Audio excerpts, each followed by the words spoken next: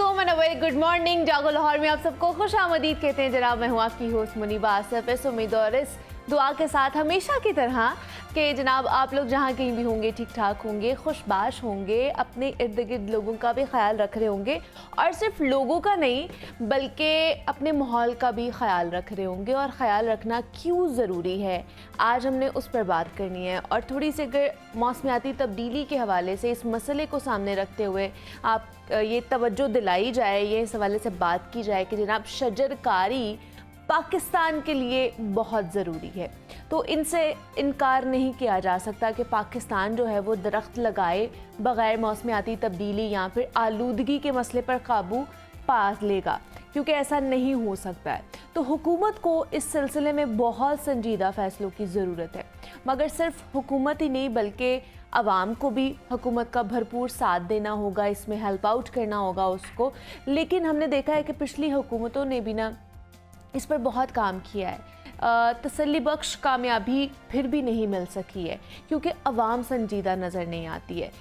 हुकूमत इंतज़ामिया चाहे जितना मर्ज़ी इस हवाले से काम कर ले, इक़दाम उठा ले, लेकिन जब तक हम लोग मिलके अपने माहौल के हवाले से आवाज़ नहीं उठाएंगे या काम नहीं करेंगे तब तक हमें एक मौसर जो कामयाबी है वो नज़र नहीं आएगी। और वैसे भी जनाब मौसमियाती तब्दीली का मसला ना जूं का तूं बरकरार है। फ़ज़ा में आप देख लें गर्द और आलूदगी में बिल्कुल भी कमी नहीं आई है, बल्कि लाहौर की जो आलूदगी है ना उसमें पहले की निस्बत बहुत ज़्यादा इजाफा होता जा रहा है। और आए जो नेक्स्ट साल आते हैं या हर साल हम देखते हैं कि पोल्यूशन के जो आलमी इंडेक्स है ना उसमें लाहौर का नंबर कुछ ज़्यादा ही ऊपर चला जाता है, कम होने की बजाय हम ऊपर जाते जा रहे हैं। और इस सिलसिले में हुकूमत ने हॉर्टिकल्चर से मुतालिक एक इदारा बनाने का फ़ैसला किया है, जो कि एक बड़ा खुशाइन कदम है ताकि तालीम दी जा सके और जिसकी तकमील और तामीर की जो ज़िम्मेदारी है वो PHA को दी गई है।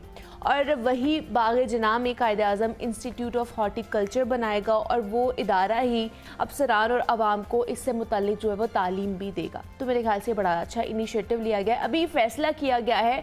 बाकी जो इस हवाले से इक़दामात हैं, जो काम है वो अभी होने बाकी हैं। दूसरा देखा जाए तो हुकूमत की तरफ से तो आज नहीं तो कल इस मंसूबे पर अमल दरामद शुरू हो जाएगा, मगर अहम ये चीज़ है कि आवाम भी इस मसले पर अपना रवैया जो है वो पॉजिटिव करेगी या नहीं करेगी। और अगर आवाम का रवैया मुस्बत नहीं है तो किसी भी फ़ैसले का कोई भी फ़ायदा नहीं होगा, वो उल्टा हमें नुकसान ही पहुंचेगा।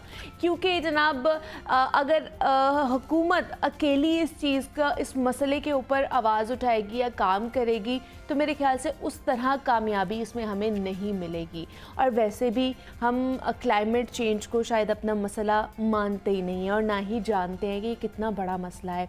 और सिर्फ ये पाकिस्तान का मसला नहीं है, ये ग्लोबली ये पूरे वर्ल्ड का मसला बनता जा रहा है, पूरी दुनिया का मसला बनता जा रहा है, ख़ास तौर पर क्लाइमेट चेंज। और जहाँ पर मौसर इक़दामात उठाए जा रहे हैं बाकी कंट्रीज़ में, सिर्फ पाकिस्तान है जहाँ पर इस हवाले से अभी तक काम शुरू नहीं किया गया है।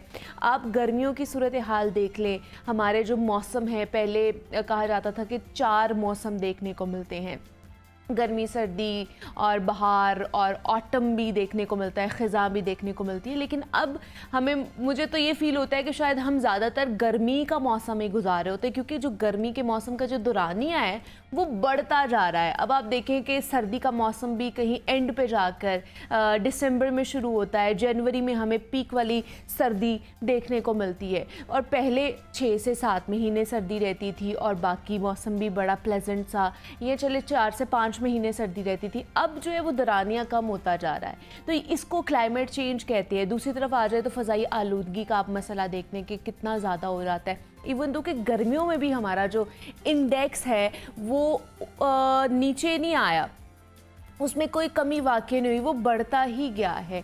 तो गर्मियों में ये हाल था, तो आप ये सोचें, आप अंदाज़ा लगा लें कि सर्दियों में जिसको हम फॉग कहते हैं, जिसकी वजह से हम परेशान रहते हैं, बहुत सारी बीमारियां जन्म लेती हैं, उसकी वजह से बहुत सारे हादसात का शिकार होते हैं, ट्रैफिक रवानी हमारी मुतासर होना शुरू हो जाती है, हमारी सड़कों को, हमारी जो मोटरवेज़ है, हमारी जो अहम शाहराएँ हैं उन्हें बंद कर दिया जाता है।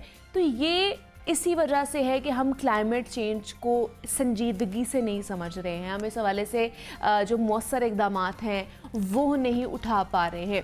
तो अगर यही सूरत हाल रहेगी तो जनाब आप देख लें कि कहाँ पर रह रहे हैं। हमारा माहौल जो है वो हमें सेहतमंद माहौल रखने के बजाय हम उसकी वजह से बीमार हो जाते हैं। अभी भी जो डॉक्टर हैं, जो माहिर हैं, वो यही कहते हैं कि अगर आप बाहर जाके सांस लेंगे या अभी भी आप सांस ले रहे हैं तो आप ये समझें कि इतनी फ़ज़ाई आलूदगी है, पोल्यूशन इतनी ज़्यादा है कि आप ये समझें कि आपने 10 से 20 सिगरेट पिए हैं। इतनी आलूदगी है हमारी फ़ज़ा के अंदर। तो इसको बेहतर किस तरह करना है कि आपने शजरकारी ज़्यादा से ज़्यादा करनी है, ज़्यादा से ज़्यादा दरख्त लगाने हैं। जितने दरख्त हम काट देते हैं उतने हम दरख्त उगाते भी नहीं और ना ही लगाते हैं। तो इस चीज़ का ख्याल रखना है कि ज़्यादा से ज़्यादा ग्रीनरी का ख्याल रखा जाए। अगर नया घर तामीर कर रहे हैं, नया कोई जो भी अपार्टमेंट तामीर कर रहे हैं, कोई भी इमारत जो है वो नई तामीर कर रहे हैं, तो उसमें रूफ टॉप पे आप गार्डनिंग कर सकते हैं। आप अपनी वैसे गार्डनिंग कर सकते हैं। मतलब शजरकारी का ख़ास तौर पर आपने ख्याल रखना है। अगर आप एक पौधा भी लगा कर इस माहौल में अपना एक जो अहम किरदार है वो अदा कर सकते हैं ना, तो मेरे ख्याल से ये भी बहुत है आपके लिए। क्योंकि इसमें हमने भी तो सांस लेना है, आप लोगों ने भी सांस लेना है, आपकी आने वाली नस्लों ने भी सांस लेना है। तो आप यही सोच लें कि आप किसी के लिए नहीं, आप अपने आने वाली नस्लों के लिए एक अच्छा माहौल उन्हें प्रोवाइड करके जा रहे हैं। तो अगर इसी के हवाले से अगर हम सब मिलकर यकजा होकर काम करना शुरू कर दें तो मेरे ख्याल से इस मसले से भी हम जल्द अज जल्द जो है ना वो निकल सकते हैं। तो इसलिए जनाब ये आज का पैगाम था कि आपने शजरकारी के हवाले से और क्लाइमेट चेंज को समझना है, क्लाइमेट किस तरह हमारा डिस्ट्रॉय होता जा रहा है उसको समझना है और इस हवाले से मौसर इक़दाम उठाने हैं। अब आगे बढ़ते हैं अपने प्रोग्राम में। जनाब मज़ीद कुछ बात कर लेते हैं हम अब तालीमी मैदान के हवाले से। और जिस तरह हमेशा की तरह मैं बात करती हूँ कि जनाब पंजाब ग्रुप ऑफ कॉलेज जो है वो अपने जो बच्चों के हवाले से बहुत एक अच्छी परफॉर्मेंस दे रहा है और बहुत अच्छा उन्हें सिखा रहा है और हमेशा जनाब तालीमी मैदान में वो पोजीशन हासिल करते हैं। तो आज भी क्योंकि कल जो है वो इंटर पार्ट 2 का रिज़ल्ट सामने आया और बच्चे बहुत ज़्यादा एक्साइटेड थे। बहुत से बच्चे नर्वस भी थे कि पता नहीं रिज़ल्ट क्या आ रहा है, क्योंकि हमारे ऊपर भी ये जो है दौर गुजरा है और हम भी नर्वस होते थे जब रिज़ल्ट आता था। लेकिन जो बच्चे पोजीशन हासिल करते हैं फिर उनके एक्साइटमेंट का लेवल ही और होता है। तो आज भी कुछ ऐसे ही बच्चे हैं, कुछ ऐसे ही नौजवान हैं जिनसे आपकी मुलाकात करानी है, जो पंजाब कॉलेज के पढ़ रहे हैं और वहाँ पर पढ़ रहे हैं और जिन्होंने पोजीशन हासिल की है ओवरऑल लाहौर बोर्ड के अंदर। जिन्होंने सेकंड पोजीशन हासिल की है मोहम्मद अहमद इस वक्त हमारे साथ मौजूद हैं। अहमद आपको वेलकम कहती हूँ जागो लाहौर में। और इसके साथ जिन्होंने थर्ड पोजीशन हासिल की है सैयद ज़ुहैर अली भी हमारे साथ मौजूद है। ज़ुहैर आपको भी वेलकम कहती हूँ जागो लाहौर में।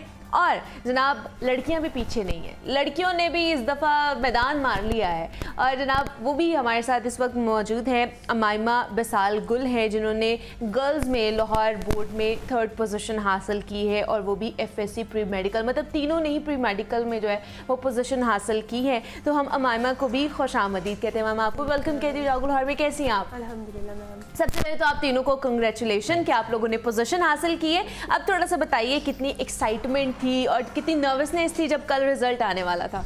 जब पहले रिजल्ट चेक किया तब तो बहुत थोड़ी डिसअपॉइंटमेंट भी हुई क्योंकि कंपैरेटिवली मार्क्स कम भी थे। अच्छा। और अभी पोजीशन का पता भी नहीं था। ओके। तो मैं थोड़ा सा जो है डिसअपॉइंट भी होगी, लेकिन फिर तकरीबन 1 बजे के करीब कॉलेज से कॉल आई और फिर मम्मा भी रो रही थी खुशी से और मैं भी रो रही थी और बस बहुत खुशी थी अल्हम्दुलिल्लाह। और आप अहमद, आपको एक्सपेक्टेड था कि आप जो है इस पोजीशन में आएंगे या आपको भी थोड़ा लग रहा है कि डिसअपॉइंटमेंट हुई है? मैंने अपने तरफ से जो एक्सपेक्ट किए थे उसके मुताबिक आए हैं। उसके मुताबिक एक्सपेक्टेशंस जो लगाई हुई थी उसके मुताबिक अल्लाह ताला ने कामयाबी दी है।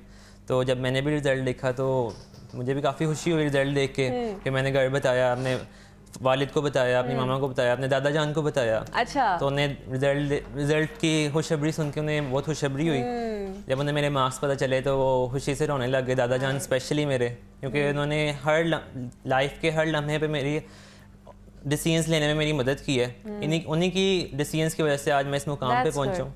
That's good. और ज़ुहैर आपका क्या उस वक्त की फीलिंग थी, एक्साइटमेंट कितनी थी और नर्वसनेस कितनी थी? लड़कों को भी ऑब्वियसली होती है, सिर्फ ये लड़कियों का नहीं है। रिजल्ट जिसका भी आए ना, वो चाहे लड़की हो चाहे लड़कियाँ हो, नर्वसनेस होती है। सही बात है, बिल्कुल भी नर्वसनेस होती है। यानी आपके एक करियर मेकिंग का बिल्कुल एक एंड पॉइंट होता है और आप उस पॉइंट पे जब आ जाते हैं तो आपको होता है कि बस इट्स जस्ट आर है या पार है। तो उस केस में जब मैंने अपने मार्क्स देखे, मेरी एक्सपेक्टेशन से थोड़ा सा स्लाइटली ज़्यादा था, और जब मैंने अपने पेरेंट्स को बताया, मैं कहा मैं टॉप 10 में आ सकता हूँ। अच्छा। They like okay that's great. और फिर हमने नॉर्मल कामों में लग गए। बाद में जब हमें कॉल आई कि मेरी 3rd पोजीशन है, मैं मामा को बताया कि मेरी 3rd position, mama What? Really? मतलब वो एक्सपेक्ट नहीं कर रहे थे इस चीज को। मुझे रात तक ये कहते रहे कि we did not expect it from you। अच्छा। और कहता इवन जितने भी टीचर्स थे वो कह के हम 2 दफ़ा चेक किए कि तुम कर सकते थे। Really? लेकिन मतलब मुझे तो याद है जब हमारा रिजल्ट आता था तो सारी रात नींद नहीं आती थी, दिमाग में ही चलता रहता था यार सुबह रिजल्ट आना है, पता नहीं क्या होगा क्या नहीं होगा, और वो सारी रात इसी तरह गुजर जाती थी। तो आप लोगों के साथ भी ऐसा हुआ है कि रात सही नींद ना आई हो? ये सुकून से सोए थे ये एक्सपेक्ट करके कि जो होगा देखा जाएगा? 50% है ओवरऑल, क्योंकि हमारा एमडी कैट का रिजल्ट आ चुका था। हाँ। वो इतना ज्यादा बर्डन होता है, जब वो क्लियर हो गया फिर मैं कहा चलो यार इसमें जो मर्जी है इसका इतना नहीं। ये भी अच्छी बात है वैसे कि नींद पूरी होनी चाहिए, सुबह देख लेंगे जो भी होगा। लेकिन प्री मेडिकल मायमा मुश्किल भी, ऑब्वियसली आपने आगे मेडिकल की फील्ड ऑप्ट करनी है तो इसके लिए बहुत पढ़ाई भी करनी पड़ती होगी। तो क्या स्ट्रेटजी क्या आप लोगों ने बनाई थी पढ़ने की, और दूसरा कि कॉलेज की तरफ से किस तरह की स्ट्रेटजी बनाई जाती है कि आप लोगों को किस तरह गाइड किया जाता है? कॉलेज ने जो स्ट्रेटजी बनाई थी वो बेशक बेहतरीन थी, like the one of the best systems I would say, कि इतनी अच्छी तरह हमें किसी भी जो है वो स्टेप पे छोड़ा नहीं गया। अक्सर ये सोचा जाता है कि अब हम बड़े हो गए तो पता नहीं हमें सब कुछ खुद करना पड़ेगा, लेकिन टीचर्स ने, स्टाफ ने, जो पहले हम लोगों के इंस्टीट्यूट स्कूल्स वगैरह थे या कॉलेजेस थे, उन सब ने बहुत अच्छे से हर स्टेप पे गाइडलाइन दी। और उसके अलावा मैं ये समझती हूँ कि हर स्टूडेंट का ये मानना होता है कि अगर हमने पोजीशन हासिल करनी है तो हमें पता नहीं बहुत पढ़ना पड़ेगा, रातें जागना पड़ेंगी, लेकिन मैं कहती हूँ कि अगर आप थोड़ी देर भी पढ़ें तो फोकस से पढ़ें। अच्छा। आपका तवज्जो पूरी उसी तरफ होनी चाहिए। लेकिन आजकल मसला ये है कि बच्चे पढ़ते तो पूरी पूरी रात हैं, हाँ। लेकिन वो उनकी हेल्थ पे इतना अफेक्ट कर जाता है, उनके मेंटल जो है वो हेल्थ ख़राब हो जाती है।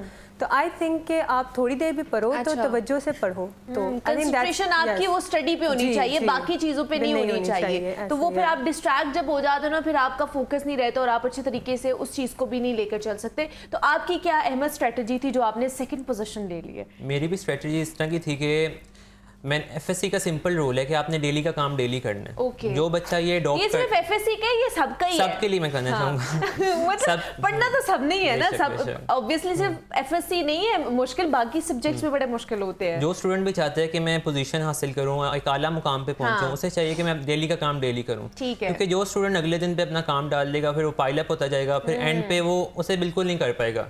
सारी अगर वो करने की कोशिश भी करेगा तो 100% एफिशिएंसी से नहीं कर सकेगा, तो फिर उसकी कैपेबिलिटी कम हो गई, फिर वो पेपर में भी अच्छा प्रेजेंट नहीं कर सकेगा।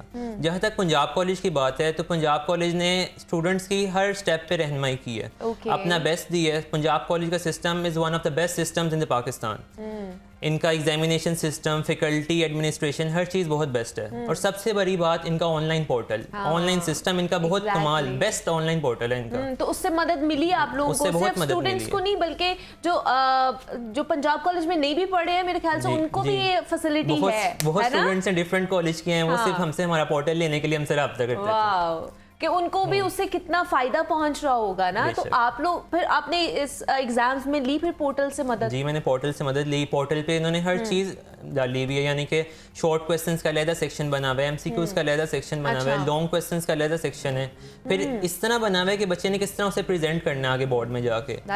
पास्ट पेपर सारे वहाँ पे प्रेजेंट हैं। तो एक टोटल क्या कहते हैं, टोटल पैकेज है पंजाब कॉलेज स्टूडेंट के लिए। अगर स्टूडेंट चाहते हैं कि मैंने आगे फ्यूचर में अपने रिस्पेक्टिव फील्ड में एक अच्छी पोजीशन पे जाना है तो उससे पंजाब कॉलेज को फॉलो करना चाहिए और यहाँ पे एडमिशन लेना चाहिए। तो ज़ुहैर आपका क्या स्ट्रेटजी था, क्या प्लानिंग थी आपकी एग्जाम्स को लेके? मेरी प्लानिंग में सबसे ज़्यादा रोल पंजाब कॉलेज ने प्ले किया क्योंकि उन्होंने मुझे हार्ड वर्क की बजाय स्मार्ट वर्क करना सिखाया।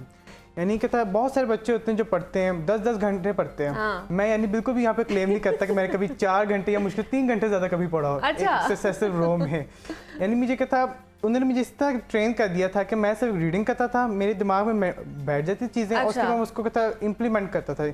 इस मामले पंजाब कॉलेज को मैं बहुत ज़्यादा शुक्रिया अदा करना चाहूँगा। मतलब वो रट्टा सिस्टम नहीं था, अब कॉन्सेप्ट क्लियर हो गए। बिल्कुल एक बैलेंस सिस्टम था, क्योंकि अब मैं ये भी नहीं कह सकता रट्टा सिस्टम खत्म कर सकते, क्योंकि हमारा जो एजुकेशनल सिस्टम है उसमें एक बैलेंस सिस्टम है। तो उन्होंने हमें वो सिखाया कि क्या चीज़ ज़रूरी है, क्या चीज़ ज़रूरी नहीं है, और हमने किस चीज़ को किस तरह करना है। अब मैं पंजाब कॉलेज की सबसे अच्छी बात ये है कि अब मेरी सेकंड ईयर कंप्लीट हो चुकी है, लेकिन ये चीज़ें वो हैं जो यानी मैं अपनी नेक्स्ट जनरेशन को भी तक बता सकता हूँ, मुझे अभी तक ये चीज़ें याद है। बिल्कुल ऐसे ही एग्जैक्टली और मतलब ये बड़ा एक इम्पॉर्टेंट रोल प्ले करता है कि जनाब आपकी कॉन्सेप्ट क्लियर होने चाहिए। वो दौर गुजर गया है, वो रिवायती स्टडी वाला दौर गुजर गया है कि आपको रट्टा सिस्टम होगा और पूरी पूरी बुक का रट्टा लगा ले और आप जी पास हो जाएंगे, अब ऐसा नहीं। अब आपके कॉन्सेप्ट क्लियर होने चाहिए। और जिसके हवाले से हम लोग बात भी करें कि पंजाब ग्रुप ऑफ कॉलेज जो है उन्होंने बड़ा अच्छा इनिशिएटिव लिया है ऑनलाइन पोर्टल का।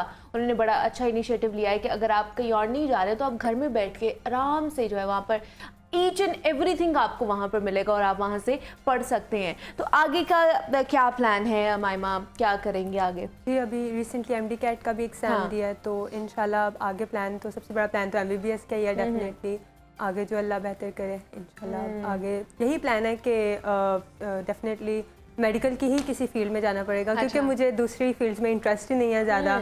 तो अगर खुदा ना ख्वास्ता नहीं होता एमबीबीएस में तो डेफिनेटली जो दूसरी फील्ड से रिलेटेड है डीपीटी या फार्म डी वगैरह इंशाल्लाह। मतलब बाकी भी जो वाइट कॉलर जो हमारी फील्ड्स हैं आप उसमें भी जा सकते हैं, no doubt.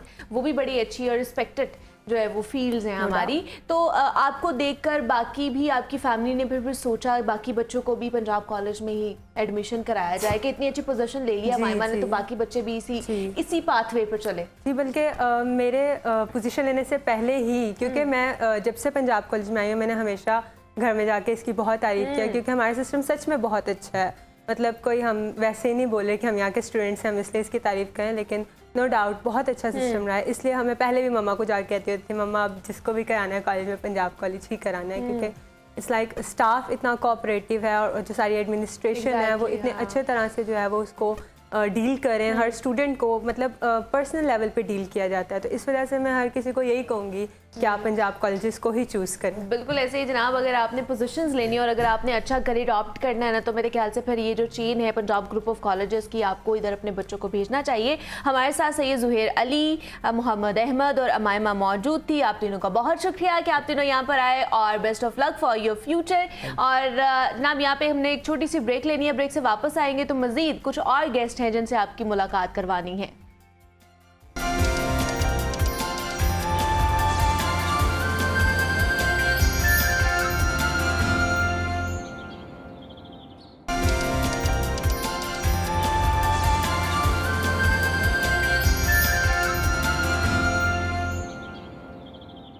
Welcome back to जागो लाहौर। जनाब ब्रेक पर जाने से पहले जिस तरह हम पंजाब कॉलेज के बच्चों से आपकी मुलाकात करा रहे थे जिन्होंने पोजीशन हासिल की है, दो और बच्चे हैं और जिन्होंने पोजीशंस ली हैं, उनसे आपकी दोबारा मुलाकात करानी है। जनाब हमारे साथ मोहम्मद तैयब मौजूद है जिन्होंने इंजीनियरिंग में ओवरऑल लाहौर बोर्ड में 3rd पोजीशन हासिल की है। तैयब आपको वेलकम कहती हूँ जागो लाहौर में। कैसे हैं आप? अल्लाह का शुक्र है। ठीक है जी। और इसके साथ हमें महानूर वसीम ने भी ज्वाइन किया है जिन्होंने ICS में 1st पोजीशन हासिल की। और जिस तरह मैंने कहा था कि जनाब लड़कियां अब किसी से पीछे नहीं है, लड़कियां हर मैदान में आगे आगे हैं, तो महानूर ने वो कर दिखाया और 1st पोजीशन हासिल की है ओवरऑल लाहौर बोर्ड में ICS में। तो महानूर आपको वेलकम कहती हूँ जागो लाहौर में। कैसी हैं आप? मैं बिल्कुल ठीक हूँ। और सबसे पहले तो आप दोनों को कांग्रेचुलेशन तैयब आपको भी और महानूर आपको भी कि इतनी अच्छी पोजीशंस आपने ली हैं। तो क्या एक्साइटमेंट थी, कितनी एक्साइटमेंट थी कल जब आने वाला था, रिजल्ट अपलोड हो रहा था, और नर्वसनेस कितनी थी? देखिए रिजल्ट की नर्वसनेस तो बहुत ज़्यादा होती है, मुझे भी बहुत ज़्यादा थी। जब रिजल्ट आया तो मैं इतना सेटिस्फाइड नहीं थी। अच्छा। मेरे लिए मार्क्स थोड़े कम थे, फिर मेरी मामा भी इतना कोई ज़्यादा नहीं थी, लेकिन जब पंजाब कॉलेज से फ़ोन आया कि आपने टॉप किया तो बस फिर बहुत ज़्यादा हुई, मैं तो रोने लग गई थी, मामा भी रोने लग गई। क्यूट। अच्छा, और तैयब आपकी क्या एक्साइटमेंट लेवल था और किस तरह उसको आपने सेलिब्रेट भी किया? जब रिजल्ट आने वाला था ना, मैं यूनिवर्सिटी में लेक्चर में था। अच्छा। लेक्चर ले रहा था यूनिवर्सिटी का, तो जो मैम थी वो रिजल्ट वगैरह देखने भी नहीं दे रही थी। हाँ। तो मैं छुप के तो रिजल्ट देख लिया अपना लेकिन मैं डिसअपॉइंटेड था थोड़ा सा अपने रिजल्ट से। तो क्यों? क्योंकि ज्यादा की उम्मीद थी, ज्यादा की उम्मीद थी। अच्छा, लेकिन फिर भी 3rd पोजीशन, वो भी इंजीनियरिंग में आपने वो बाद में पता चला। अच्छा, बाद में पोजीशन पता चली थी, पहले मार्क्स दे के थोड़े से डिसअपॉइंट हुए थे। जी। तो घर वालों की तरफ से भी इतना खास रिस्पॉन्स नहीं था। फिर ऐसे हम लोग सारे बैठे हुए थे तो अचानक से फोन आया पंजाब कॉलेज से कि आपने प्री इंजीनियरिंग में 3rd पोजीशन हासिल की है। तो फिर क्या लेवल था, एक्साइटमेंट का लेवल फिर कैसा था? बहुत ज्यादा खुश हुए सारे, मुंह तो रोने लगे। खुशी में कूदने तो नहीं लग गए थे? हाँ जी। घर वालों का फिर क्या मतलब फीडबैक था? घर वालों ने कोई इनाम दिया, कोई रिवॉर्ड दिया कि हम तुम्हें ये लेके देंगे तैयब, इतनी अच्छी पोजीशन लिया? जी, क्या? लोगों ने वो कह रहे थे कि हम आप लोगों को लैपटॉप लेके देंगे। अच्छा चलो दैट्स गुड। और महानूर आपके घर वालों का क्या मतलब रिएक्शन था और क्या कोई इनाम वगैरह मिला कि नहीं? रिएक्शन तो सबको बहुत ज़्यादा अच्छा था। अभी इनाम तो आगे जाके मिलेगा, अभी तो नहीं है। अच्छा अभी नहीं, उन्होंने कहा कि आराम से आपको सरप्राइज देंगे, भी ऐलान नहीं करेंगे हम इनाम का। तो क्या स्ट्रेटजी क्या आपने अपनाई थी कि ICS में आपने फर्स्ट पोजीशन हासिल किया? मैंने तो डेली का काम डेली किया। पंजाब कॉलेज वालों ने बहुत अच्छा गाइड किया, जो पढ़ाते थे बस वही घर जाके पढ़ना है। जैसे कि बहुत कंपलसरी है पढ़ना है, ऐसा नहीं कि अगले दिन पे ढालना है। अच्छा। और टेस्ट को बहुत सीरियस लिया, या जो भी टेस्ट उन्हें सीरियस लेना है। ऐसा नहीं कि 50% में जाके पढ़ेंगे या प्री बोर्ड में, नहीं, फर्स्ट डे से ही आपको सीरियस होना पड़ता है। मतलब फर्स्ट डे से ही आपने एक दिन का जो काम था वो उसी दिन कर रही थी, आप उसको डिले नहीं करती थी, तो वो आपने एक पूरा मैनेज किया हुआ था, एक स्केड्यूल बनाया हुआ था। लेकिन पेपर से पहले क्या स्ट्रैटेजी आपने अपनाई? मतलब हमारा होता है ना, या बहुत से बच्चे ऐसे हैं कि उन्होंने पेपर देने होते हैं, वो सारी रात पढ़ रहे होते हैं और टेंशन में होते हैं, नर्वसनेस बहुत ज़्यादा होती है। तो आपका भी यही हाल था कि सारी रात जाग के पढ़ रही थी, या आपने एक टाइम टेबल रखा हुआ था? नहीं, सारी रात अल्हम्दुलिल्लाह मुझे जागने की ज़रूरत नहीं पड़ी। देखिए पंजाब कॉलेज वालों ने पहले ही बहुत अच्छी तैयारी करवाई हुई थी, प्री बोर्ड टेस्ट सेशन सब में बहुत अच्छी ज़्यादा तैयारी थी। तो ऐसा नहीं था कि पूरी रात जागने की ज़रूरत थी, बस दिन में ही काम कवर हो जाता था अच्छी तरह। तो टेंशन ऐसी नहीं थी कि रात को पढ़ें पूरी रात, नहीं, ऐसा कुछ नहीं। सही। तो मुझे आप तो ये बताएं आपने क्या स्ट्रेटजी अपनाई थी, और इस स्ट्रेटजी में आपको पंजाब कॉलेज से क्या सीखने को मिला था? जी, पंजाब जो मेरे मार्क्स आए वो पंजाब कॉलेज की वजह से ही आए हैं, क्योंकि उधर के टीचर इतने मेहनती हैं और वो लोग खुद भी, यानी कि हमारे टेस्ट FLPs वगैरह जो होते रहते हैं, फिर टेस्ट सेशन होता है, तो इससे बच्चे की तैयारी बहुत अच्छी हो जाती है। जिससे ना बस बोर्ड में जब बोर्ड का पेपर होता है ना, तो ऐसा लगता है जैसे कि बोर्ड का पेपर कितना आसान है। अच्छा, वाह जी वाह। मतलब कि उससे पहले ही टेस्ट सेशन इतने ज्यादा हो जाते हैं ना पंजाब कॉलेज में। मंथली होते हैं टेस्ट सेशन आपके? मंथली भी होते ये हैं, क्वार्टरली होते हैं? मंथ में 2 बार होते हैं हमारे। अच्छा, मंथ में 2 बार होते हैं। ओके, फिर तो आपकी बहुत अच्छी तैयारी होती होगी। तो किस तरह आपने मतलब सारी रात जाके पढ़ा इंजीनियरिंग में, या आपने भी इसी तरह टाइम टेबल अपना बनाया हुआ था? टाइम टेबल बनाया हुआ था। और कितने आवर्स पढ़ते थे? मैं 3 to 4 आवर्स, इससे ज़्यादा नहीं। अच्छा, इससे ज़्यादा नहीं। और आप भी मतलब डे का काम, मतलब एक दिन का काम है वो उसी दिन में करना है, कभी अगले दिन नहीं छोड़ा आपने? जी नहीं, कभी ऐसा करेंगे तो फिर आगे पढ़ा नहीं जाएगा सही तरह। रोज़ का काम रोज़ करना पड़ेगा। अच्छा, और दूसरा जो ऑनलाइन पोर्टल है जो पंजाब ग्रुप ऑफ कॉलेजेस का एक नया उन्होंने इनिशिएटिव लिया है, उससे कितना आपको हेल्प मिली वो है? बहुत हेल्पफुल था। जैसे अगर हम लोग किसी वजह से हम लोग कॉलेज नहीं जा पाते, जी। तो लेक्चर्स मिस हो जाते थे। तो जो लेक्चर्स मिस होते थे हम लोग उधर से लेक्चर्स ले लिया करते थे। चलो, और महानूर आपने भी उससे हेल्प ली ऑनलाइन पोर्टल से? जी बिल्कुल, जो चीज़ समझ नहीं आई वैसे तो आ जाती थी, लेकिन तो हम उससे हेल्प ले सकते थे। और ये जो उन्होंने बात की छुट्टी हमने कभी कर ली, तो हम पोर्टल से बहुत हमें हेल्प मिलती थी। हम पहले ही काम कर लेते थे कि अगले दिन जाके हम ब्लैंक नहीं होते थे। हाँ, ये भी अच्छी बात है। मतलब ये मेरे ख्याल से अभी इनिशिएटिव लिया गया है पंजाब कॉलेज की तरफ से। जब मैं पढ़ती थी तब नहीं था। कैंपस 10 पढ़ते हो आप? नहीं, कैंपस 1। अच्छा, कैंपस 1 में। सही। तो जब मैं पढ़ती थी मेरे एरा में तब ये नहीं आया हुआ था, लेकिन अभी ये बड़ा अच्छा इनिशिएटिव लिया गया है कि अगर आप इन केस अगर आपकी छुट्टी हो जाती है, आप किसी दिन ऑफ कर लेते हैं, तो आप घर में वो सारा लेक्चर जो है आराम से सुकून से सुन भी सकते हैं, देख भी सकते हैं और राइट डाउन भी कर सकते हैं। तो ये बड़ा अच्छा इनिशिएटिव लिया गया है। तो आगे का क्या प्लान है महानूर आपका? आगे मैंने एडमिशन ले लिया यूनिवर्सिटी में, और IT करने का मेरा प्लान है। IT सेक्टर में जाने का प्लान है, वाह जी वाह। लेकिन घर वालों ने ये सोचा है कि अब आपने तो पंजाब कॉलेज में इतना अच्छा परफॉर्म किया है और पंजाब कॉलेज ने आपकी जो जितने भी टैलेंट था उसको स्किलफुल बनाया है, तो बाकी बच्चों को भी हमने पंजाब कॉलेज में भेजना है? हाँ जी, असल में मेरे पहले 2 बहन भाई पंजाब कॉलेज में ही है। ओके। तो आगे एक छोटा भाई है, वो भी ऑब्वियसली पंजाब कॉलेज ही अब जाएगा, उसके पास भी कोई ऑप्शन नहीं। वैसे भी पंजाब कॉलेज बहुत अच्छा है, मैं अपने बहन भाइयों को देख के इधर आई हूँ, उनको इतना अच्छा पढ़ाया, उनके भी माशाल्लाह बहुत अच्छे नंबर आए। अच्छा। तो मेरा शुरू से ये था मैंने पंजाब कॉलेज जाना है। पंजाब कॉलेज में ही जाना है। और आपका भी तो ये भी था कि मैंने पंजाब कॉलेज में ही जाना है, और फादर और मदर ने कहा है कि बाकी बहन भाइयों को या कजन्स को भी अब पंजाब कॉलेज में भेजना है? यानी कि पंजाब कॉलेज की वजह से तो जैसे मार्क्स आए हैं तो सारे अब यही कह रहे हैं कि बस पंजाब कॉलेज ही भेजना है अब किसी तरह। पंजाब कॉलेज ही भेजना है। और आपका आगे का क्या प्लान है? मैंने UET में एडमिशन लिया हुआ है कंप्यूटर साइंस में, CS में। अच्छा, कंप्यूटर साइंस में आप कर रहे हैं। तो जो देखने वाले बच्चे हैं उन्हें क्या आप मैसेज देना चाहोगे? रिलेट करें कि वो अगर पेपर दे रहे हैं या वैसे अगर उन्हें कामयाब होना है तो उसके लिए क्या पैगाम दोगे? मैं तो बस यही कहूँगा कि बस ना रोज़ का काम रोज़ करते हैं और रिलैक्स रहे पेपर करते हैं। अच्छा, नर्वस ना हो? जी, टेंशन कुछ ना बच्चे लें। तो कि नर्वसनेस में ना पेपर खराब कर देते हैं, ब्लैंक हो जाते हैं। इतनी नर्वसनेस होती तो है? बस रिलैक्स रहें पेपर करते हुए, ज़्यादा परेशान होने की ज़रूरत नहीं है। ज़्यादा प्रेशर नहीं लेना आपने। अगर आप पेपर दे रहे होते हैं तो ये रिलैक्स हो के ईजी हो के आप लोगों ने पढ़ना है और उसको याद करना है। तो हमारे साथ जनाब मोहम्मद तैयब और माहनूर वसीम मौजूद थी। आप दोनों का बहुत शुक्रिया, thank you so much for coming और बेस्ट ऑफ लक आप लोगों के फ्यूचर के लिए कि आप इसी तरह आगे बढ़ते जाइए। और इसी नोट पर हम एक छोटी सी ब्रेक लेते हैं, ब्रेक से वापस आएंगे तो मज़ीद आपसे बात करेंगे।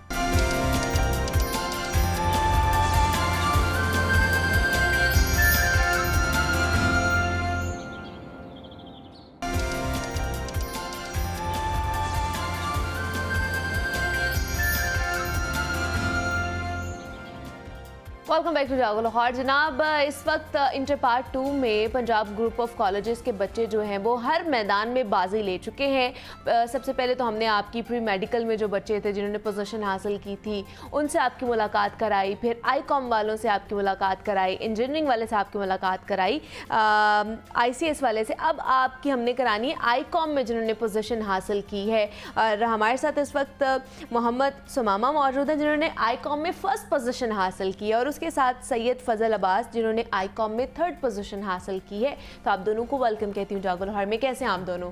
जी बहुत शुक्रिया, बहुत ठीक खुशी है। हो रही है मुझे ये मुकाम हासिल करके। तो मुझे बताइए सुमामा, आपने फर्स्ट पोजीशन हासिल की है तो कल कितनी एक्साइटमेंट थी और कितने नर्वस थे कल जब रिजल्ट आया? जब रिज़ल्ट आया तो पहले तो मुझे यकीन नहीं आ रहा था कि इतने नंबर आ गए, लेकिन बाद में जब कॉलेज वालों ने जो कॉल करके बताया कि आपकी पोजीशन है तो मैं कॉलेज गया, उन्होंने इनवाइट किया था, आपकी पोजीशन आई है, से ऐसे हुआ है। लेकिन साथ साथ नर्वसनेस भी थी, पेरेंट्स को बताया, उन्हें बहुत खुशी हुई और साथ भाई वगैरह को भी बताया, बहुत खुशी। तो एक्सपेक्टेड था कि फर्स्ट पोजीशन ही आनी है मेरी? नहीं, ये बिल्कुल भी एक्सपेक्टेड नहीं था, ये सडनली पता चला कि मेरी अच्छा। फर्स्ट पोजीशन आई है। ये प्रिंसिपल साहब की कॉल आई है, उन्होंने कहा आपकी फर्स्ट पोजीशन है। तो इसका क्रेडिट किसको देते हैं आप? इसका क्रेडिट जो है मैं मेरे मेहनती उस्ताद कराम, उसके बाद मेरे वालिदैन की दुआएं साथ हैं, फिर उसके बाद मेरा थोड़ा रोल है इसमें। नहीं, आपका भी बहुत रोल है। ऑब्वियसली आपने पढ़ा है, आपने वहाँ पे जाके अच्छा लिखा है, तभी आपकी पोजीशन आई है। बाकी सारी तो चीज़ें साथ साथ होती हैं। अच्छा मुझे आप बताइए फजल, आपकी थर्ड पोजीशन आई है ओवरऑल लाहौर बोर्ड में आईकॉम में, तो कितनी एक्साइटमेंट थी कल और कितनी नर्वसनेस थी कल? सबसे पहले तो मैं ये कहना चाहूँगा कि जब रिज़ल्ट आया 10 बजे तो मैंने रिज़ल्ट देख लिया। मैंने अभी अपने यूनी में बैठा था, लेक्चर ले रहा था। अच्छा। तो उस टाइम ना टीचर्स ने कहा कि अभी कोई भी शोर नहीं करेगा, कि आपने बस रिज़ल्ट देख लिया, बस चुप हो के बैठ गया। मैं चुप हो के बैठ गया क्योंकि मुझे रिज़ल्ट सेटिस्फाई नहीं लगा कि मतलब मार्क्स से सेटिस्फाइड नहीं थे आप। ठीक लेकिन है। फिर सडनली इसने कॉलेज किया, इसको प्रिंसिपल ने कॉल की एंड इसने लिस्ट देखी बोर्ड के टॉपर्स की, एंड बताया कि बेटा आपकी थर्ड पोजीशन आई है अच्छा। लाहौर बोर्ड में। तो उस टाइम मैं लेक्चर मैंने सर का वहीं पे रुकवाया। सर को मैंने कहा सर आपकी मिठाई पक्की है। उसके बाद मैंने वहाँ से लेक्चर से निकला हूँ बाहर, फिर यूनी से मैं कॉलेज पहुँचा। अच्छा। एंड देन मतलब वो एक्साइटमेंट लेवल इतना था, समझ नहीं आ रही थी मैं कैसे उड़ के पहुंच जाऊं कॉलेज में। बिल्कुल हड़बड़ा गया था मैं, मुझे बिल्कुल भी अनएक्सपेक्टेड था, लेकिन मेहनत मैंने की थी। अच्छा। माँ बाप की दुआएं थी, टीचर्स की एफर्ट थी, जिनको मैंने एग्जाम में जाके लाइट अप किया। एंड देन तो मतलब अपने मार्क्स से सेटिस्फाइड थे या थोड़ा बहुत डिसअपॉइंट हुए हो? डिसअपॉइंट तो मैं इसलिए नहीं हुआ क्योंकि अगर मेरे अकेले के कम आए होते, क्योंकि कंपैरेटिवली इस दफ़ा रिजल्ट इतना आईकॉम का जिसे क्या कहा जा सकता है कि इतना हाई नहीं आया, नॉर्मल रिजल्ट आया। लेकिन फिर भी अल्हम्दुलिल्लाह अल्लाह का शुक्र है थर्ड पोजीशन हासिल की। आपने तो फर्स्ट पोजीशन ली है, तो आप अपने मार्क्स से सेटिस्फाइड हो? जब मार्क्स मैंने देखे तब मैं बिल्कुल भी सेटिस्फाई नहीं था, क्योंकि जब देखे तो मुझे डिसअपॉइंटमेंट हुई थी, क्योंकि इतने थोड़े मार्क्स से बाद में फिर कॉलेज से जब पता चला कि आपकी फर्स्ट पोजीशन है, हाँ। फिर बहुत खुशी हुई थी। स्टार्टिंग में तो यही था कि मुझे तो लग रहा कि पोजीशन नहीं आएगी, बाद में फिर जब पता चला कि आपकी पोजीशन है तो बहुत खुशी हुई थी। तो माशाल्लाह मैं ये भी जानना चाहूंगी कि कितने मार्क्स आए हैं? मेरे 993 मार्क्स हैं। वाह जी वाह, माशाल्लाह। मतलब फर्स्ट पोजीशन उन्होंने लिए, 993 मार्क्स आए हैं और इतने अभी तक लाहौर बोर्ड में किसी ने नहीं लिए। जी वाह जी वाह, क्या बात है। तो घर वालों ने फिर किस तरह सेलिब्रेट की आपकी इस विक्ट्री को? मैं तो कहूँगी कि आपने जो कामयाबी ली है, पेरेंट्स तो बड़ा प्राउड फील कर रहे होंगे पूरे लाहौर बोर्ड में आपने फर्स्ट पोजीशन ली जी, है। उनका सर एक दफ़ा फिर रोशन कर दिया, यानी फ़ख्र के साथ। और सेलिब्रेशन का भी सोच रहे हैं, अभी करेंगे, एक बड़ी सेरेमनी करेंगे घर के साथ। अभी फिलहाल मिठाई बांट रहे हैं। अच्छा, मिठाई बांट ली है सारी? नहीं, यही बांट भी रहे हैं, कुछ रिश्तेदार रहते हैं, कुछ को देनी भी है। अच्छा, तो रिश्तेदार तो कॉल्स करके पूछते होंगे, हाँ जी भाई सुमामा कल आपका रिजल्ट आने वाला है, क्या करके आए हो? रिजल्ट से पहले तो फीलिंग्स कुछ और होती है, रिजल्ट के बाद कुछ और होती है। तो पहले कुछ और रिलेटिव्स के जो होते हैं रवैये होते हैं, बाद में फिर कहते हैं आपने बहुत अच्छा अचीव किया है, आपको कॉन्ग्रेचुलेशन कहते हैं, इस तरह से बहुत सी मुबारकबाद आती रहती है। तो आपके घर में फजल क्या उस वक्त मोमेंट था जब घर में आपने कॉल करके बताई या घर जाके बताया, तो उनकी क्या फीलिंग थी, क्या फीडबैक था उनका? जी, जब मेरा रिजल्ट आया उस टाइम तो मैं कॉल नहीं कर सका घर को, भाई को मैंने कहा था आप अम्मी को बता दीजिएगा। अच्छा, सही। भाई ने अम्मी को बता दिया। लेकिन जब मेरी पोजीशन आई, पोजीशन हुई, हम कॉलेज पहुंचे, वहाँ पे सारा प्रिंसिपल ने रिसीव किया। उसके बाद मैंने अम्मी को कॉल करके बताया कि देखिए मैंने बोर्ड में 3rd पोजीशन हासिल की है। फिर वो बहुत खुश हुई। जब मैं घर पहुंचा, घर पहुंच के वो मामा बैठी थी, सारों को घर जितने रिलेटिव्स थे, रिलेटिव्स की कॉल आनी चाहिए थी मैंने स्टेटस के, लेकिन मामा इतनी एक्साइटेड थी कि मामा ने खुद कॉल सबको, करके बताया, सारे रिलेटिव्स को फ़ोन करके बताया कि मेरी बेटी की 3rd पोजीशन है, और उन्होंने भी बहुत मुबारकबाद दी और बहुत खुश थे घर वाले। तो कितने घंटे पढ़ते थे? जी देखिए कि सबसे पहले तो मैं बच्चों का ये डाउट क्लियर करना चाहता हूँ कि जो बोर्ड टॉपर्स होते हैं या पोजीशन होल्डर होते हैं वो कहते हैं कि ये पूरा दिन पढ़ते हैं। नहीं, ये गलत चीज़ है। अच्छा। जब हम कॉलेज में बैठ के टीचर्स के लेक्चर ले रहे होते हैं, टीचर्स से अब कितना आप नॉलेज एब्जॉर्ब कर सकते हो, कितना आपकी मेंटल एबिलिटी है, उसके मुताबिक बच्चा जो है ना अपनी एबिलिटीज़ के मुताबिक नॉलेज एब्जॉर्ब करता है। घर जाके बस आपको फोकस होकर 2 से 3 घंटे मिनिमम कह रहा हूँ, मैं 2-3 घंटे में मिनिमम देता था, और 4 घंटे मैक्सिमम होते थे डेली। आपने कंसिस्टेंसी से काम करना है, एंड देन आपका ये हार्ड वर्क और दूसरा कॉन्सेप्चुअल स्टडी का कितना इसमें एक अहम रोल है? आईकॉम में मैं ये बच्चों को क्लियर करना चाहता हूँ कि यहाँ पे रट्टा सिस्टम नहीं है, यहाँ पे बहुत कॉन्सेप्चुअल है। यहाँ पे अगर क्योंकि जो पेपर हमारा एग्जाम आता है ना, उसमें हम जो याद करते हैं उसमें से बहुत कम टेस्ट बहुत कम आता है, एग्जैक्टली। हाँ। और कॉन्सेप्चुअल पेपर होता है। इसका फ़ायदा हमें आगे आने वाली ज़िंदगी में होता है, क्योंकि हम लोग का की जो दिमाग की जो बाउंड्रीज होती हैं वो बहुत ज़्यादा खुल जाती हैं, और हम बहुत ज़्यादा सोच सकते हैं और अच्छा सोच सकते हैं।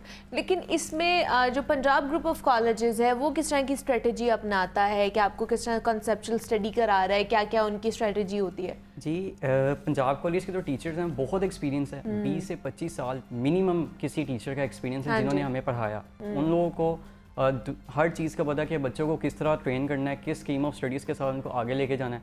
उन्होंने हमारे पे हर चीज़ वाजिया हमारे सामने रख दी कि ये है आपकी मंजिल, आपने अब इसको पाना है, हम कोशिश करेंगे लेकिन आपने खुद मेहनत करनी है और यहाँ तक पहुँचना है।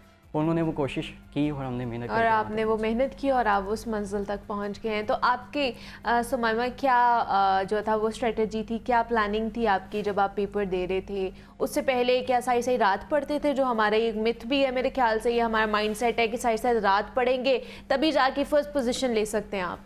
नहीं, ऐसा तो बिल्कुल भी नहीं था कि सारी रात पढ़ते थे, लेकिन हम जो पढ़ते थे पहले कॉलेज से जैसे ऑफ होता था थोड़ा सा रेस्ट करते थे ताकि माइंड रिलैक्स हो, उसके बाद फिर पढ़ना बैठना, ऐसा ऐसा जो पढ़ा उसे दिमाग में लेके आना, उसे सारा रिवीजन करना एक तरह से, फिर उसके बाद जो स्टडी किया उसको रिपीट करना। जो फिर हम कम से कम थोड़ा सा टाइम लेते थे, ज़्यादा ज़्यादा 4 घंटे 3 घंटे। इसके लिए दिन रात एक नहीं करना था, लेकिन कंसिस्टेंसी से करते थे, डेली का काम डेली कर लिया। फिर इसके बाद जो ताकि आगे मुश्किल ना हो, जो पेपर्स में जाके या टेस्ट वगैरह जो फेस उसमें फेलियर हो, इस तरह का कुछ टेस्ट सेशन में जो है वो था। ऑनलाइन पोर्टल से कितनी मदद ली आपने अपने एग्जाम्स में? ऑनलाइन से ये बहुत मदद हासिल हुई है, यानी अगर हमने कोई चीज़ समझनी हो तो ऑनलाइन वहाँ पे रिकॉर्डेड लेक्चर्स पड़े हुए हैं, वहाँ से जाकर जब चाहें आप वहाँ से देख सकते हैं। अगर कोई मसला हो, आपको कोई चीज़ समझनी हो तो वहाँ जाके आप देख सकते हैं। और आपने फजल कितनी मतलब ऑनलाइन पोर्टल ने आपको कितना हेल्प आउट किया? ऑनलाइन पोर्टल ने मुझे भी बहुत हेल्प किया, मेरे घर वालों को भी बहुत हेल्प अच्छा? किया। घर वालों को इस सूरत हाल में हेल्प किया कि जो भी मैं टेस्ट में अपीयर होता था, जितनी भी मेरी अटेंडेंस होती थी वो घर वालों को SMS के ज़रिए, ऐप्स के ज़रिए सारी अपडेट थी। और ये बहुत अच्छा है कि कुछ स्टूडेंट्स होते हैं जो अपने घर वालों को पंजाब कॉलेज की अपडेट से ना दूर रखना चाहते हैं, लेकिन ये कॉलेज बहुत अच्छा है ताकि बच्चों को खींच के रखा जाए और उनको ट्रैक पे रखा जाए। और मुझे इस लिए हेल्पफुल हुआ क्योंकि जब पेपर्स करीब आए ना, तो मैंने वहाँ से पास पेपर्स लिए जो फ्री थे, उसके बाद मैंने वहाँ पे फ्री ऑनलाइन टेस्ट से वो दिए, उससे बहुत हेल्प होती है बच्चों को। मतलब ये फ्री है, इसके लिए आपको कोई पैसे नहीं, कोई रजिस्ट्रेशन नहीं करानी पड़ती है, आपको ये फ्री पोर्टल पे हर कॉलेज चीज वाले मिलता है। एक ईमेल आईडी दे देते हैं और आपको पासवर्ड देते हैं, आप लॉगिन करें और आप उसे। तो क्या जो आपके बाकी फ्रेंड्स होंगे, मतलब जो पंजाब कॉलेज में नहीं पढ़ते होंगे, उन्हें ऑनलाइन पोर्टल का पता होगा, वो तो भी मांगते होंगे कि वो हमें बहुत मांगते थे, लेकिन एक आपको फिर प्राइवेसी रखनी हाँ, पड़ती है। obviously, हर कॉलेज आपसे डिमांड करता है कि हमारी कुछ प्राइवेसी है, तो फिर मैं उनके यानी मैं खुद समझ लेता था और फिर मैं उनको थोड़ी सी उन्हें help करता समझा, उन्हें गाइड कर देते थे कि आप इस तरह कर लें। तो नेक्स्ट फ्यूचर प्लान्स क्या हैं आपके फजल? फ्यूचर प्लान्स तो अल्हम्दुलिल्लाह बहुत अच्छे हैं। जैसे ही मेरे एग्जाम्स खत्म हुए थे आधे महीने बाद ही मैंने अपना सीए का करियर शुरू कर दिया अच्छा, था। that's और good. अल्हम्दुलिल्लाह अगले मंथ मेरे पहले 5 पेपर्स हैं और इंशाल्लाह पूरी उम्मीद है पहले 5 क्लियर कर लूँगा। तो उसमें तैयारी चल रही है फुल ऑन? जी अल्हम्दुलिल्लाह बहुत अच्छी तैयारी चल रही फोकस्ड के साथ? है जी, फुल फोकस्ड। चलें, दैट्स गुड। और आपका सुमाइमा क्या प्लान है नेक्स्ट? मेरा भी यही प्लान है कि मैंने सीए स्टार्ट करना है। अभी मैं वेट कर रहा था रिजल्ट का कि रिजल्ट आया तो पिक्चर क्लियर हो जाएगी, फिर आगे अब पिक्चर क्लियर हो गया, अब इंशाल्लाह सीए में एडमिशन लेना है, फिर उसके साथ साथ कंटिन्यू करेंगे। कंटिन्यू करेंगे, दैट्स गुड। तो जो देखने वाले हैं फजल और जो बच्चे भी अभी आपको देख रहे होंगे, तो उन्हें क्या मैसेज देना चाहेंगे? उन्हें मैं यही मैसेज दूंगा कि आपने देखिए ज़िंदगी में सालों की बहुत मुश्किलात आती हैं, बहुत सी हर्डल्स का सामना करना पड़ता है, बहुत से बैरियर्स होते हैं। मेरी ज़िंदगी में भी थे, आपकी अच्छा। ज़िंदगी में भी आएंगे जी ऐसे ही है। लेकिन आपको अगर कुछ बनना है तो आपको इन सब पे ओवरकम करना पड़ेगा। उनको एक साइड पे रख के आपको अपना गोल क्लियर रखना है और फिर आप उस ट्रैक पे चलें, आप इंशाल्लाह काम। बिल्कुल। और आप सुमामा क्या पैगाम देना चाहोगे? जी उन्हें यही कहूँगा, अगर आप डेली का काम डेली करते रहेंगे और जो उनके जो टेस्ट सिस्टम होते हैं उनके स्टैंडअप्स होते हैं क्लियर करें, अच्छे नंबर से पास करें, उसके साथ आप जो फिर फाइनल एग्जाम होंगे उन्हें इजीली आप कर सकेंगे पास। बिल्कुल ऐसे ही जनाब, यही डेडिकेशन चाहिए होती है। और ये सिर्फ इनके लिए नहीं है, ये मैं आप लोगों को भी बोल रही हूँ, ये जो बच्चे भी हमें देख रहे हैं, जो पेरेंट्स हमें देख रहे हैं, उनको भी यही कहूँगी कि डेडिकेशन होती है बच्चों की, कि उन्होंने कितना अच्छा पढ़ना है, कितने अच्छा दिल लगा के जो है ना वो स्टडी करनी है। एक तो डेडिकेशन बच्चों की, दूसरा कि एक अच्छा इदारा, अगर आप एक अच्छे इदारे से मुंसलिक हैं, उसमें पढ़ रहे हैं, तो फिर समझे जनाब कि आपका करियर जो है ना वो रोशन ही है, आप अपने मंजिल तक पहुंच ही जाएंगे। और इस सफ़र में पंजाब कॉलेज जो है वो पेश है और अपनी जो कह लें कि शाखें जो है वो बड़ी करता जा रहा है और बिछाता ही जा रहा है हर जगह। तो हमारे पास ये एग्जाम्पल है, लाइफ एग्जाम्पल्स हैं जिनसे आपकी हमने मुलाकात भी कराई कि जिन्होंने टॉप किए हैं, पोजीशंस ली हैं और जो पंजाब कॉलेज से मुंसलिक है, कि उनकी डेडिकेशन भी थी और एक अच्छा इदारा भी था जिन्होंने उनकी राह हमवार की है उनकी मंजिल तक पहुँचने के लिए। तो हमारे साथ सैयद फजल अब्बास मौजूद थे और मोहम्मद सुमाइमा मौजूद थे। आप दोनों का बहुत शुक्रिया और बेस्ट ऑफ लक आपके फ्यूचर के लिए, कि जो भी आपने सोचा आप उसमें कामयाब रहें। तो जनाब अब आगे बढ़ते हैं हम और मज़ीद बात कर लेते हैं कुछ योगा के हवाले से, कि योगा करने की वजह से हम किस तरह हेल्दी वेल्दी रह सकते हैं। तो सुलाफ़े नकवी हमारे साथ मौजूद हैं, उनकी तरफ चलते हैं और आज की योगा के टिप्स सुलाफ़े से लेते हैं। जी सुलाफ़े, ओवर टू यू। जी मुनीबा, आज हम बात करने वाले हैं प्रीनेटल वर्कआउट की। बहुत सारी ऐसी मम्स जो मम्स बनने वाली हैं, और पहली चीज़ तो उनको कंग्रेचुलेशंस, ये सेगमेंट उनके लिए है, उनको हम डेडिकेट करते हैं। इसमें क्या होगा, सबसे पहले आपको अपने आप को कहना होगा कि आई एम ब्लेस्ड, क्योंकि ये सबसे बड़ी ब्लेसिंग्स में से एक ब्लेसिंग होती है। और आपको क्या करना है, उस दौरान बहुत सारे लोग इस चीज़ को लेके परेशान होते हैं कि मेरा वेट ना बढ़ जाए, मैं बल्की ना दिखने लग जाऊँ, मैं चबी ना हो जाऊँ। तो आप एक्सपेक्ट कर रहे हैं लेकिन आप स्ट्रेस ले रहे हैं, जो कि आपके लिए उस टाइम पर बिल्कुल ठीक नहीं होता। स्ट्रेस वैसे इंसान के लिए कभी भी ठीक नहीं होता, लेकिन ये है कि आपको एहतियात करनी चाहिए। अब ऐसी एक्सरसाइजेज क्या होंगी कि जिससे आप अपना जो वेट है उसको मेंटेन कर सकते हैं और साथ ही साथ आपके लिए चाइल्ड बर्थ में आसानी हो सकती है। तो वो क्या एक्सरसाइज होंगी, इसीलिए इसको प्रीनेटल वर्कआउट कहा जाता है। यानी कि जो मम्स बनने वाली हैं उनके लिए वर्कआउट क्या होगा या योगा क्या होगा। सबसे पहले आप फर्स्ट ट्राइमेस्टर के अंदर, पहली चीज़ तो आप अपने डॉक्टर से पूछ लेंगी इन एक्सरसाइजेस को करने से पहले। फर्स्ट ट्राइमेस्टर में आप बहुत आराम से स्क्वाट कर सकते हैं। आपने नॉर्मल अपना स्टांस रखा और स्क्वाट में होल्ड किया, कुछ देर होल्ड करने के बाद आप वापस अपनी इस जगह पर आ जाएंगे। अब इससे ये होगा कि आपके पेल्विक एरिया में बहुत ज़्यादा स्ट्रेंथनिंग आएगी, जो कि आपके लिए ज़रूरी होती है, और स्ट्रेचिंग भी आएगी जो आपके लिए बहुत ज़्यादा ज़रूरी है। और अब चूँकि मैं बात करूँ कि फर्स्ट ट्राइमेस्टर के अंदर आप एक्सरसाइजेस कर सकते हैं कि ख़ुद को बहुत ज़्यादा आप स्ट्रेच कर सकते हैं। इसमें क्या होगा, लेकिन आप अपनी डॉक्टर से, मैं इसीलिए बार बार कह रही हूँ, आप पूछ लेंगे कि ये चीज़ आप परफॉर्म कर सकते हैं। अब आपने इस तरह से स्टांस लिया, स्टांस लेने के बाद अपना एक हाथ आपने यहाँ रखा अपनी नी की सपोर्ट लेते हुए, और अपने हाथ को इस तरह से आपको सिर्फ देखना है, देखने के साथ साथ यहाँ होल्ड करना है और दूसरी साइड पर इसी तरह आप स्विच कर जाएंगे। 15 सेकंड से आप 30 सेकंड तक ये चीज़ दोहरा सकते हैं। या अगर आपको ये सब डिफ़िकल्ट लग रहा है तो आप अपने पास एक चेयर रख लें, या इमेजिन करें कि कोई चेयर आपके पास है और आपने अपने हाथ यहाँ ऊपर, ज़्यादा स्ट्रेच नहीं करना, यहाँ पर हाथ रखे और बिल्कुल जैसे हम चेयर पर बैठते हैं आपने अपने हाथों को थोड़ा सा ऊपर, ताकि आपको कोई भी क्रैम्प्स वगैरह ना पड़े, और उसके बाद आपने इस पोजीशन को रिलीज़ कर देना है। 30 सेकंड तक या 15 सेकंड से आप स्टार्ट कर सकते हैं। अगर तो आपको किसी भी एक्सरसाइज के दौरान किसी भी तरह की कोई डिफ़िकल्टी महसूस होती है, वहीं पर आपने इसको क्विट कर देना है और नेक्स्ट एक्सरसाइज की तरफ, जो जितनी भी एक्सरसाइज हम बताएंगे उसकी तरफ मूव कर जाना है। एक चीज़ जो आपके लिए इम्पॉर्टेंट है कि उस दौरान बहुत सारी ख़वातीन एक्सपीरियंस करती हैं नौज़िया को या हाई ब्लड प्रेशर को। तो अगर आपको नौज़िया हो रहा है तो उसके अंदर आप अपना ये प्रेशर पॉइंट इस्तेमाल कर सकते हैं। इसको आपने प्रेस करके रखा, यहाँ पर जैसे ही आप इसको प्रेस करेंगे, ये आपका जो नौज़िया के जितने भी सिम्टम्स आपको आ रहे हैं वो कम होना शुरू हो जाएंगे। इसको इस तरह से आपने सॉल्व करना है। 30 सेकंड से लेके 1 मिनट तक आप इस चीज़ को दोहराते रहेंगे। उसके बाद आप आ जाएंगे फ्लोर पर, के फ्लोर पर आकर आप क्या चीज़ कर सकते हैं। फ्लोर पर आने के बाद आपने क्या करना है, जिस तरह हम डाइव करते हैं, डाइव करने का तरीका ये है कि आपने अपने थम्स को इस तरह से किया और उसके बाद ये आप समझ लें कि अगर आपको ये डिफ़िकल्ट लग रहा है तो आप सी सर्कल्स पर आ सकते हैं। कोई भी चीज़ जो आपको ख्वामखा का स्ट्रेन लेकर आ रही है आपकी बॉडी में, उसको आपने रिलीज़ कर देना है। आपने इनहेल किया, सिर्फ और सिर्फ रिलैक्सेशन आपके लिए बहुत इंपॉर्टेंट है।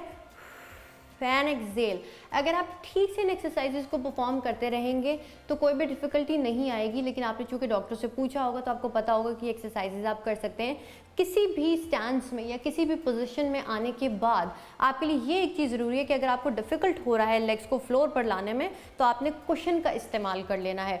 इसी तरह इस दौरान आप वज्रासन में आ सकते हैं, जो कि आपके लिए बहुत ज़्यादा अच्छा होगा, क्योंकि बहुत सारी ख़वातीन को डाइजेशन से रेलेवेंट इश्यूज़ आने लग जाते हैं। तो उसको सॉल्व करने के लिए आप वज्रासन में बैठ सकते हैं। अगर आप इसको थोड़ा बढ़ाना चाहते हैं तो हम हल्का सा अपनी बॉडी को शिफ्ट करेंगे। किस तरीके से आपने इनहेल किया और बिल्कुल हल्का सा उठेंगे। अगर आपको लग रहा है कि आपके लिए डिफ़िकल्ट हो रहा है तो आप यहाँ पर भी कुशन रख सकते हैं। जितना कंफर्टेबल आप खुद को बना सकते हैं आपने उतना ही करना है। इस तरह से इस एक्सरसाइज को आपने इनहेल किया एंड एक्सहेल, वापस इनहेल एंड एक्सहेल, वापस। जहाँ जितना आपका जो कंफर्ट जोन है आपने उसके अंदर ही रहना है, क्योंकि आपके लिए एहतियात लाजमी है। अब इसके अलावा आपने क्या किया, आपके पेल्विक एरिया के, जिस तरह मैंने कहा, स्ट्रेंथनिंग बहुत ज़्यादा ज़रूरी है चाइल्ड बर्थ में आसानी के लिए। तो आपने बटरफ्लाई इसके लिए करना है। लेकिन वो ख़वातीन जो 3rd ट्राइमेस्टर में इसको करते हुए थोड़ी सी एहतियात करेंगी और 1st और 2nd में आप इसको परफॉर्म कर सकते हैं, लेकिन यहाँ पर कुशन रखेंगे, बहुत ज़्यादा खुद को पुश नहीं कर सकते। इस एक्सरसाइज से ये होता है कि आपके जो नर्वस सिस्टम है इसको ये स्टिमुलेट करेगा और साथ ही साथ आपके पेल्विक एरिया की स्ट्रेंथनिंग भी होगी और आपका वेट भी रिड्यूस होगा। और अगर आपको डाइजेशन से रेलेवेंट कोई भी प्रॉब्लम आ रहा है तो वो सॉल्व होना शुरू हो जाएगा। सिंपल एक चीज़ जो आप कर सकते हैं, जो हम नॉर्मली जो बताते हैं आपको, एक साइड स्ट्रेच कर लें या माउंटेन की वेरिएशन कर लें। माउंटेन आपने इस तरह करना, इनहेल किया, इनहेल करने के बाद पूरा अगर आप खुद को स्ट्रेच करना चाहते हैं आप कर सकते हैं ना। Exhale, inhale. अगर आपको चक्कर आ रहे हैं तो आप अपनी आंखें बंद कर सकते हैं एंड एक्सहेल।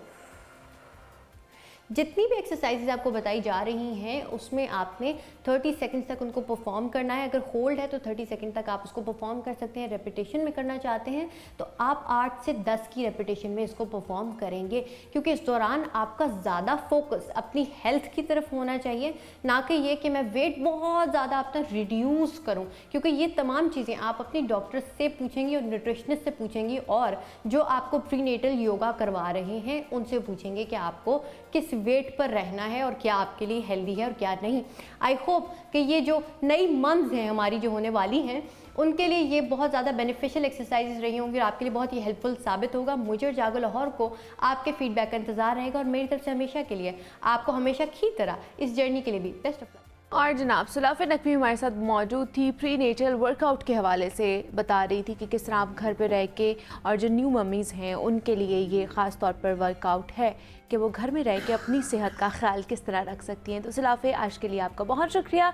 और इसी नोट पर हम एक छोटी सी ब्रेक लेते हैं और मिलते हैं इस ब्रेक के बाद।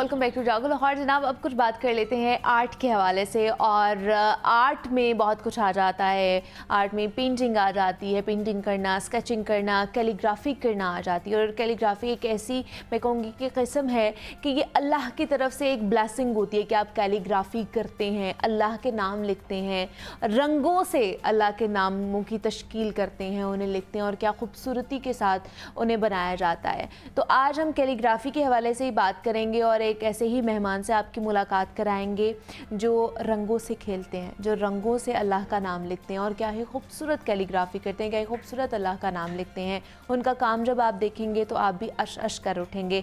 बहुत ही खूबसूरत काम है और मेरे स्टूडियो में भी आपको इस वक्त नज़र भी आ रहा होगा और अभी कैमरामैन आपको दिखाएंगे भी उनकी जो लिखी हुई चीज़ें हैं और पेंटिंग्स जो हैं। तो हमारे साथ मोहम्मद उमैर कैलीग्राफर मौजूद हैं इन स्टूडियो में। उमैर, आपको वेलकम कहती हूँ जागो लाहौर में। कैसे हैं आप? अस्सलाम वालेकुम। वालेकुम शुक्र अस्सलाम। अल्हम्दुलिल्लाह, आप सुनाएं? मैं भी बिल्कुल ठीक ठाक, शुक्र अल्लाह का।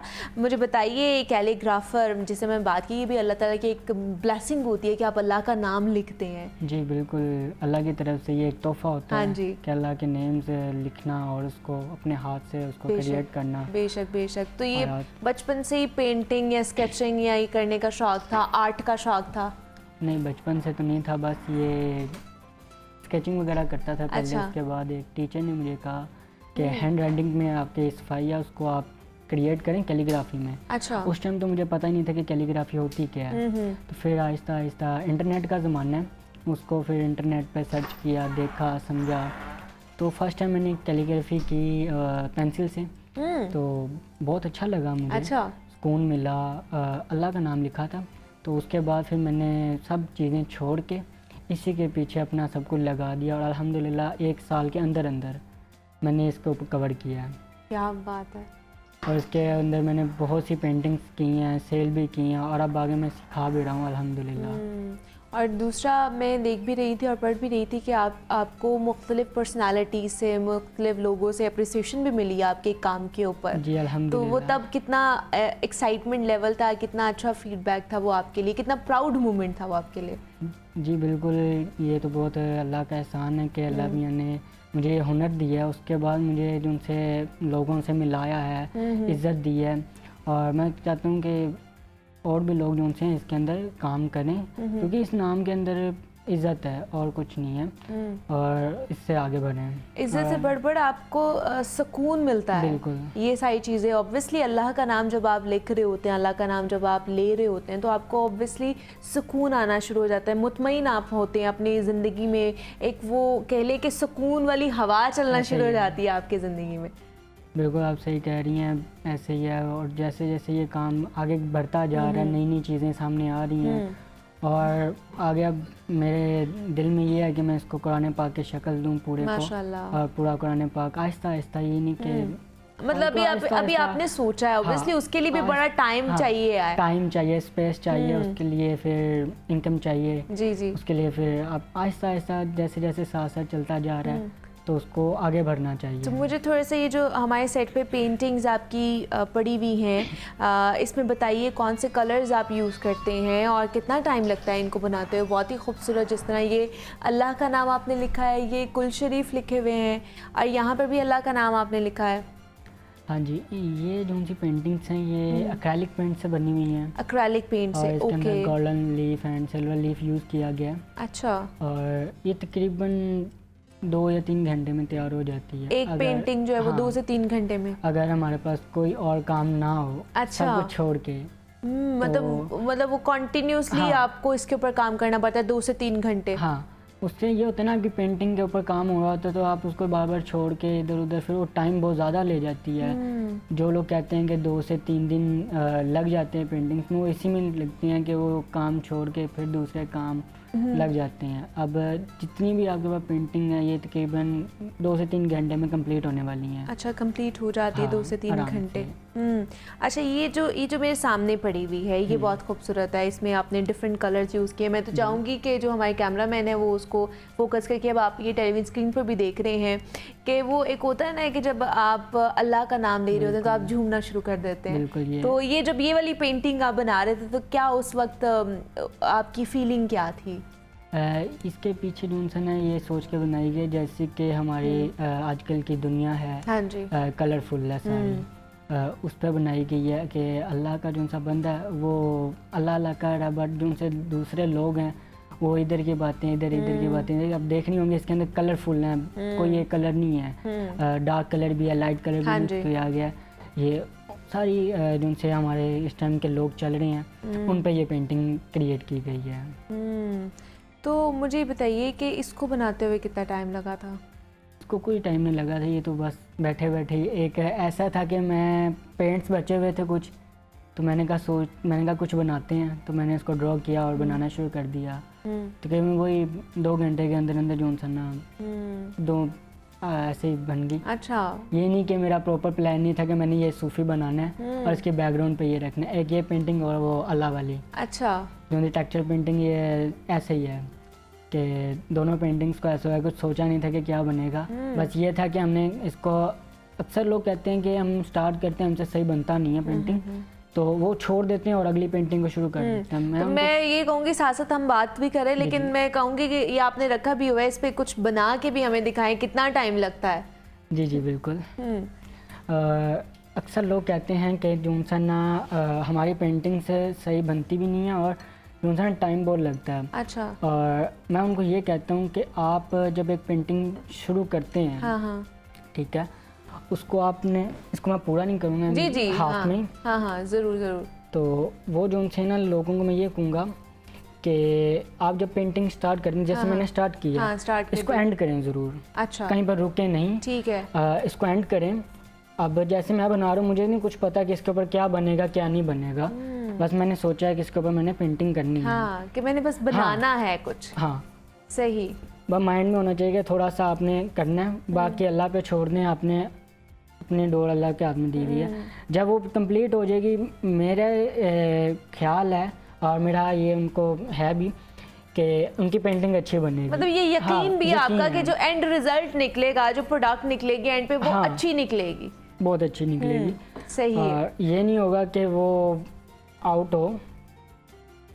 अब जितनी भी पेंटिंग्स हैं यहाँ पे पड़ी हुई हैं ऐसी, और ये सिर्फ ये एक मैसेज, ये सिर्फ पेंटिंग के हवाले से नहीं है, ये एक बहुत बड़ा मैसेज है। और इसमें इसकी जो गहराई है, अगर उसमें देखा जाए तो आप कोई भी काम अगर कर रहे ऐसे ही हो, है। कोई भी हो सकता है, अपनी ज़िंदगी में काम कर रहे हो, कोई भी मशगला आपने अडॉप्ट किया हो, बीच में कभी भी आपने दरमियान में उसको कभी भी स्किप नहीं करना, दरमियान में आके कभी भी उसको छोड़ना नहीं है। कि हाँ, होता है ना, हम लोग कोई फ़ैसला लेते हैं या कोई ऐसा काम अपना ज़िंदगी में करते हैं कि हम दरमियान में आके थक जाते हैं, हमें वो फिर मोटिवेशन नहीं मिलती और हम चाहते हैं कि हम इसको इधर ही तर्क कर दें, इधर ही छोड़ दें और कोई नई चीज़ करना शुरू कर दें। ऐसा नहीं करना है। आपने हमेशा जो भी फैसला लिया है उसके ऊपर यकीन रखना है, अपने ऊपर यकीन रखना है, अल्लाह के ऊपर यकीन रखना है और उसको एंड तक लेकर जाना है।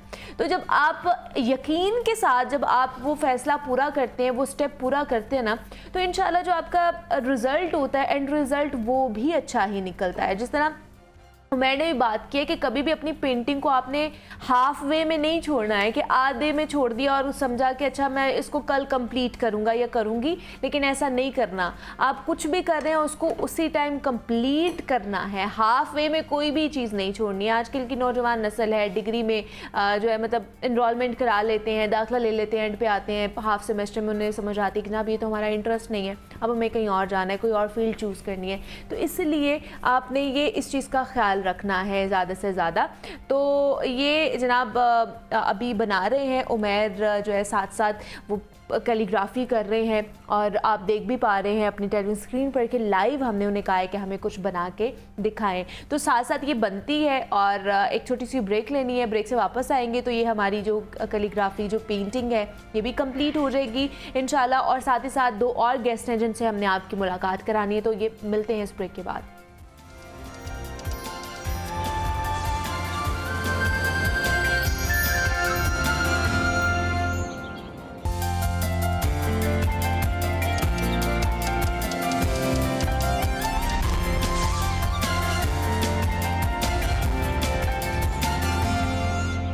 नए मेहमान हैं जिन्होंने हमें ज्वाइन कर लिया है। हमारे साथ शर्जील मलिक मौजूद हैं जो कि गिटारिस्ट हैं, और रविश रुबाब मौजूद हैं। एक तो खूबसूरत उनका नाम है और उसके साथ साथ खूबसूरत उनकी आवाज़ भी है। रविश, आपको खुशामदीद कहती हूँ। कैसी हैं आप? अल्हम्दुलिल्लाह, बहुत ही खूबसूरत आवाज़ है आपकी। Thank you so much. और शर्जील, आपको वेलकम कहते हैं जागो लाहौर में। और कैसे हैं आप? ठीक हैं आप भी? ठीक ठाक, आप बताएं।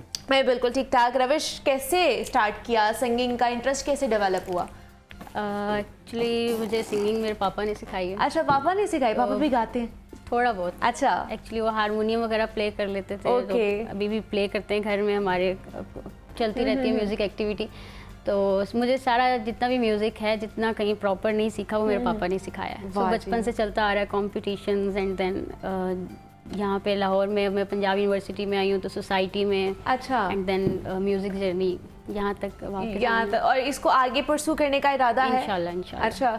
और घर से पापा की और मामा की सबकी सपोर्ट है कि अच्छा तुम म्यूजिक में जाओ? इनफैक्ट मैं अक्सर जब कर रही होती थी, प्रैक्टिस कर रही होती थी कंपटीशन के लिए, तो इन द एंड अगले दिन कंपटीशन होता था तो उससे एक दिन पहले मेरी मामा मुझे पूछती थी कि अब तुम सुनाओ और तुम मुझे ऑडियंस समझो। तो अब मैं तुम्हें बताऊंगी मुझे कहाँ अच्छा लग रहा है कहाँ नहीं।